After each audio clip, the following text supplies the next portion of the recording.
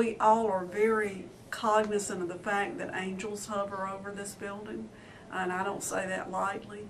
Many, many times we've seen a child do the impossible. We'll read on a doctor's report, this child will never, you know, lift his tongue or purse his lips or, you know, make intelligible words, and before we know it, that child is leaving us, and you talk to him and you never know anything was ever wrong. You can read that report back to the doctor. And when people, oh yeah, we've had mamas go back to those doctors and say, I want you to hear something. What's the most important?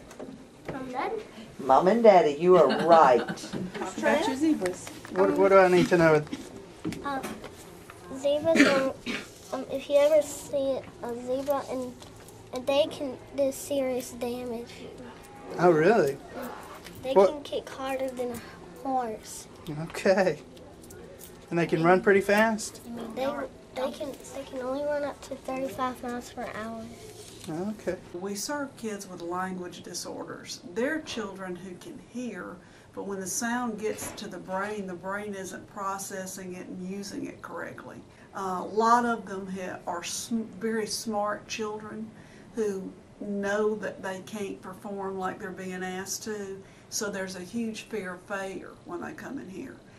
With that kind of kid, we often start with one sound at a time. Drip, drip, drip, drip. Good. Dress. Some of our children are deaf. Fortunately, technology has moved in and helped us very much there with good digital hearing aids or cochlear implants for those children who are totally deaf. Good girl. What did you do? What did you put on the table?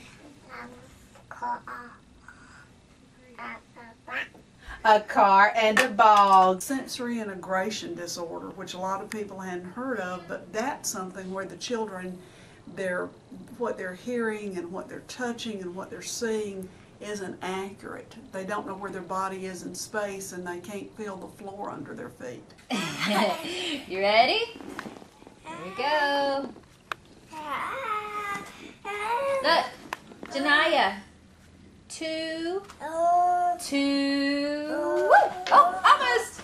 We all know the world revolves around spoken language, and if you don't have that ability to listen and understand and to speak and be understood, then the quality of your life just plummets. There is definitely a stereotype out there of deafness.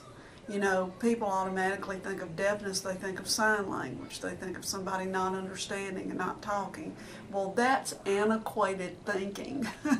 But for us to be able to change that thinking, we have to educate one person at a time. 57, one at a time, 58, 59, 60.